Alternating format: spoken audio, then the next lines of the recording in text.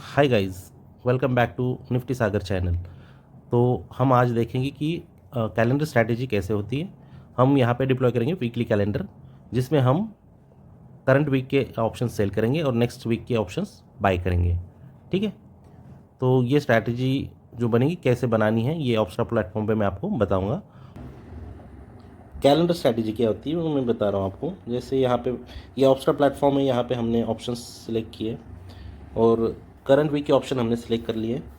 अभी मार्केट चल रहा है, यहाँ पे स्पॉट की वैल्यू है 24,572, तो एटीएम हो गया लगभग आपका 24,600। ठीक है, तो हम यहाँ पे क्या करेंगे, एग्जांपल के लिए मैं बता रहा हूँ कि एक स्ट्रैंगल कैसे बनता है। ओटीएम स्ट्रैंगल में बना रहा हूँ, जो करंट वीक का हम सेल करेंगे और नेक्स्ट वीक का हम 200 या 300 पॉइंट्स के डिफरेंस पे हम बाय करेंगे। तो ये होता है कैलेंडर। ठीक है, तो अब यहाँ से मैं ऑप्शन चेन ओपन करता हूँ। तो हम यहाँ पे मान लीजिए एलटीपी जिसका लगभग 20 के आसपास में हम उसको सेल करेंगे, 20 या 25 के रेंज में। तो ये वाला जो है हम सेल करेंगे। इसको सेल कर दिया 10 लॉट।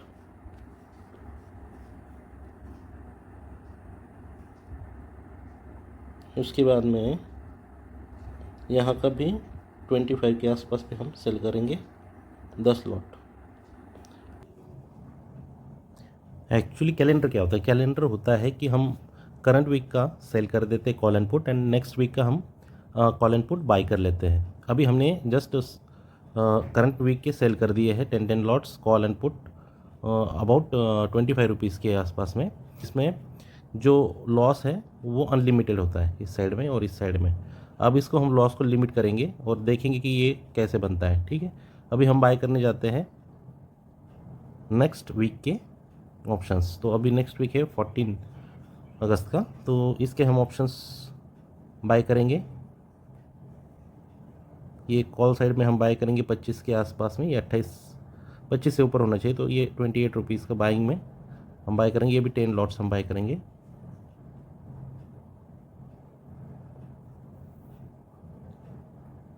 सेम वे में पुट में भी हम रुपीज़ के आसपास का बाय करते हैं, क्योंकि सेम है प्रीमियम उसका। तो यहाँ हमने 26 रुपीज़ का हमने बाय कर लिया। तो अब देखिए ग्राफ कैसा बना है। ये ग्राफ ऐसे यू शेप का बना है। ठीक है, तो आप यहाँ पे सेंटर में हो। अभी जो पे ऑफ ग्राफ बना है आपका, ये ऐसे यू शेप का बना है।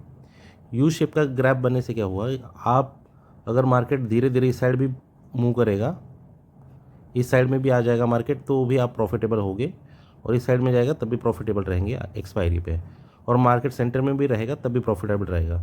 अगर मार्केट इस पॉइंट को क्रॉस कर जाएगा जो है लगभग 2 सिग्मा के पार में, ठीक है, अगर इस साइड में इस पॉइंट से 1.5 सिग्मा के आसपास है, अगर ये क्रॉस कर जाएगा तो हम प्रॉफिट और लॉस बुक कर लेंगे। जो भी आएगा, प्रॉफिट होगा या लॉस होगा, हम बुक कर लेंगे। ये है कैलेंडर स्ट्रैटेजी, जो बहुत प्रॉफिटेबल होती है, और ये रेंज बहुत वाइड मिलती है यहाँ पे आपको। ये वाइड रेंज की वजह से फ़ायदा ये होता है, वाइड रेंज मिलने की वजह से ये बहुत बड़ी वाइड रेंज मिली आपको। वाइड रेंज मिलने की वजह से ये होता है कि आपकी प्रोबेबिलिटी ऑफ प्रॉफिट बढ़ जाता है। ठीक है, यहाँ पे आपको प्रोबेबिलिटी ऑफ प्रॉफिट देखिए 90% है, और मैक्स प्रॉफिट है 56,000 का, और मैक्स लॉस है 2,77,000। जो अगर आपका ये ब्रेक इवन पॉइंट्स अगर ब्रेक कर जाएंगे उसके बाद होगा। तो हम क्या करेंगे कि इसका वेट नहीं करेंगे। जैसे मार्केट कोई भी एक साइड में अगर मूव ज़्यादा कर देगा तो हम उसको प्रॉफिट बुक कर लेंगे, क्योंकि इसको लॉस में जाने से पहले आपके प्रॉफिट जोन से गुजरना पड़ेगा। तो कोई भी साइड में मूवमेंट होगा तो ये प्रॉफिटेबल बनेगा पहले। ठीक है, इसकी प्रोबेबिलिटी 90% है, 10% चांस है कि ये प्रॉफिट में नहीं रहेगा। ठीक है, सेंटर में भी प्रॉफिट है, राइट में भी थोड़ा सा मूवमेंट हुआ तो भी प्रॉफिट है, लेफ्ट में मूवमेंट हुआ तो भी प्रॉफिट है। तो ये अच्छी स्ट्रैटेजी है, और वीकली ये स्ट्रैटेजी चलाने के लिए अच्छी होती है। और आगे कुछ वीडियोज़ में आपको ये ऑटोमेटिक भी करने का मैं सिखाऊंगा, तो बने रहें मेरे चैनल पे। अगर ऐसे वीडियोज़ आपको पसंद आती है और अल्गो ट्रेडिंग के बारे में आप सीखना चाहते हैं तो चैनल को सब्सक्राइब कीजिए।